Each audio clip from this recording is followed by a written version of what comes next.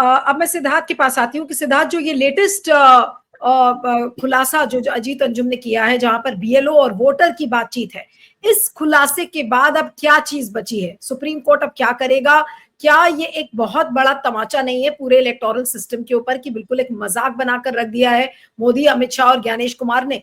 और ये जो सारी चीजें सामने नजर आ रही हैं, अब वोटर्स खुलकर ये बात बोलने लगे हैं, तो फिर इस एसआईआर में बचा क्या है अब? जी जी।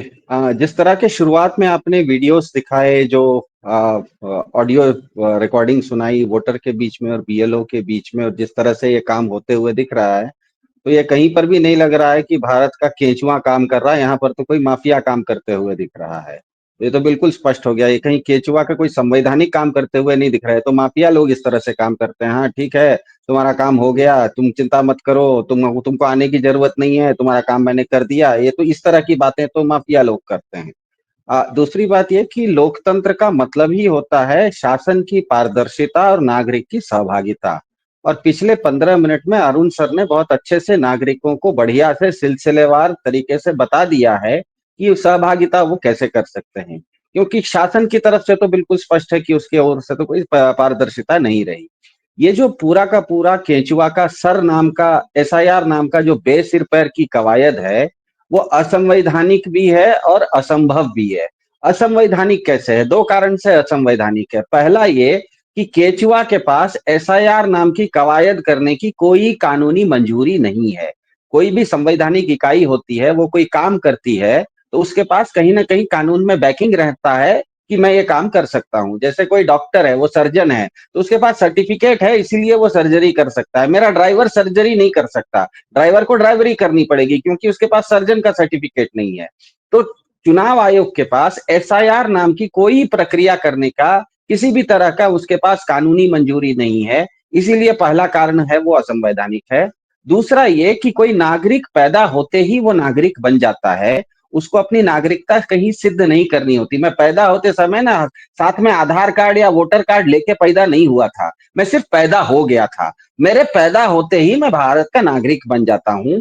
किसी अन्य की, किसी तीसरे पार्टी की मान्यता की जरूरत नहीं होती है। जैसे भारत ने तालिबान को मान्यता नहीं दी है, इसका क्या मतलब है कि तालिबान है ही नहीं क्या? भारत ने मान्यता नहीं दी है, लेकिन तालिबान भी है, अफगानिस्तान भी है, वहां लोग भी रहते हैं, वो एक देश भी है। हम मान्यता नहीं दे रहे हैं, अलग बात है।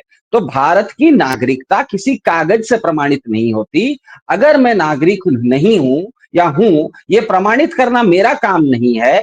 जिस तरह से कोई क्रिमिनल को कोर्ट में सरकार को प्रमाणित करना पड़ता है कि इसने क्राइम किया, उसके खिलाफ सबूत जुटाने पड़ते हैं, जज को बताना पड़ता है कि इसने क्राइम किया, उस व्यक्ति को कुछ नहीं बोलना है। वो व्यक्ति कहेगा कि मैंने क्राइम नहीं किया, पुलिस ने बताएगी कि कैसे उसने क्राइम किया।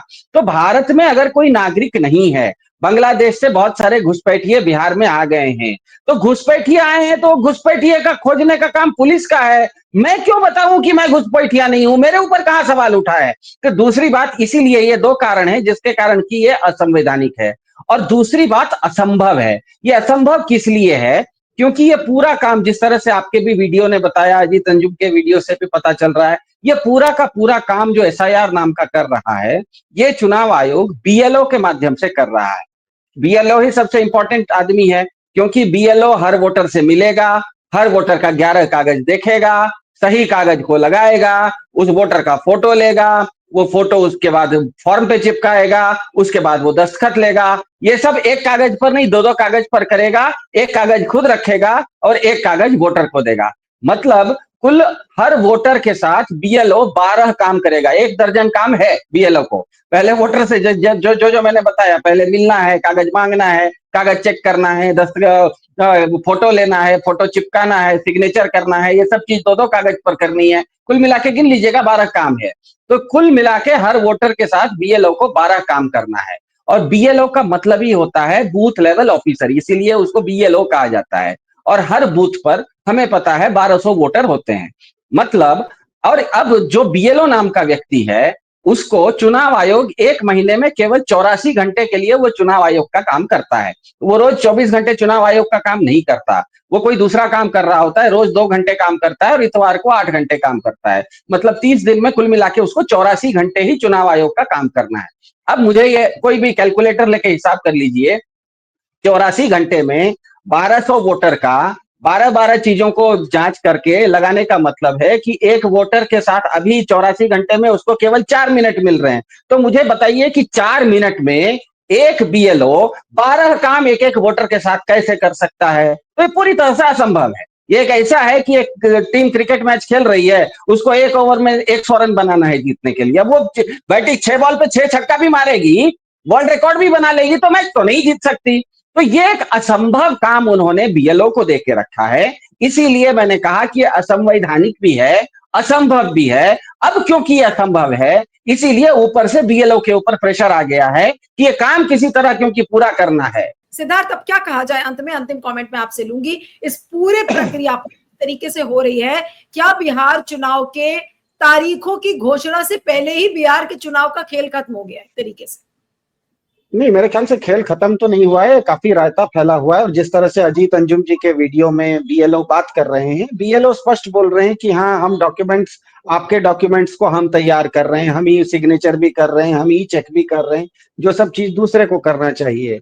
अब अब उनका ये कहना, अगर खुद वो टीवी पर मतलब फोन पे कह रहे हैं कि दूसरे का आपका दस्तखत हम खुद कर रहे हैं, इसका मतलब किसी दूसरे का दस्तखत खुद करके दस्तावेज तैयार करने का अपराध भारतीय न्याय संहिता में धारा 335 और 336 के अंदर जालसाजी और फर्जीवाड़ा माना गया। ये दोनों शब्द मेरे नहीं है, भारतीय न्याय संहिता जो अभी भाजपा ने नया बनाया है, उसमें धारा 335 और 336 के अंतर्गत दूसरे के दस्तावेज तैयार करना और झूठे सिग्नेचर करने को फर्जीवाड़ा और जालसाजी माना गया है, और इसके लिए 2 साल की सजा है। और कुल मिला के बिहार में 91,000 बीएलओ हैं, टोटल पूरे बिहार में 91,000 बीएलओ हैं। अगर हर बीएलओ पर इस तरह का दबाव है, तो इसका मतलब हर बीएलओ ने 1, 2, 3, 4, 5, 50 कुछ न कुछ इस तरह का किया है।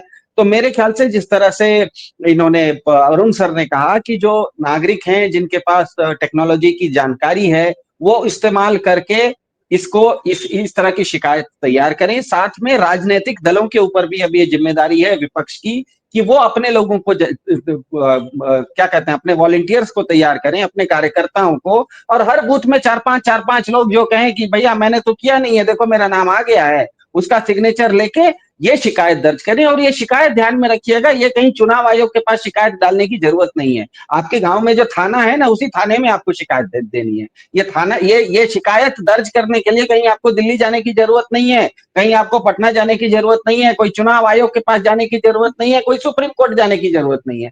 गांव में जो थाना है उसमें चला जाना है, भैया एक मैं यहाँ खड़ा हूं, मैंने दस्तखत नहीं किया और मेरा दस्तखत हो चुका है, देख लीजिए। धारा 335 और 336 के अंदर मेरे साथ जालसाजी और फर्जीवाड़ा हो गया है। इतना भी अगर कर देते हैं, 91,000 कुल मिला के बीएलओ हैं, अगर हर बीएलओ पर जिस तरह से दिखा रहे हैं उसी तरह का, एक ही तरह का दबाव है, तो इसका मतलब हर बीएलओ ने जाने अनजाने 1, 2, 5, 25 इस तरह के काम किए हैं। और अगर विपक्षी राजनीतिक दल इसमें पूरी जोर शोर से जो तरीका, जो प्रोसेस अरुण जी ने समझाया है कि इस वेबसाइट पर जाना, इस वेबसाइट पे चेक करना है, अगर अपने अपने कार्यकर्ताओं को कह के एक एक बूथ से 10-10 लोगों का भी पता लगवा लिया, और वो 10 लोगों का काम वो पार्टी के कार्यकर्ता मिलके, लोगों के साथ मिलके अगर बगल के थाने में जाके एक लिखित में लिख के आ भी गए, तो उतने में तो पूरा खेल खत्म हो जाएगा, उतने में पूरा खेल खत्म हो जाएगा। इसीलिए मेरा मानना है कि एसआईआर जो है, एसआईआर जो है, ये असंवैधानिक तो है ही, असंभव भी है, दोनों है।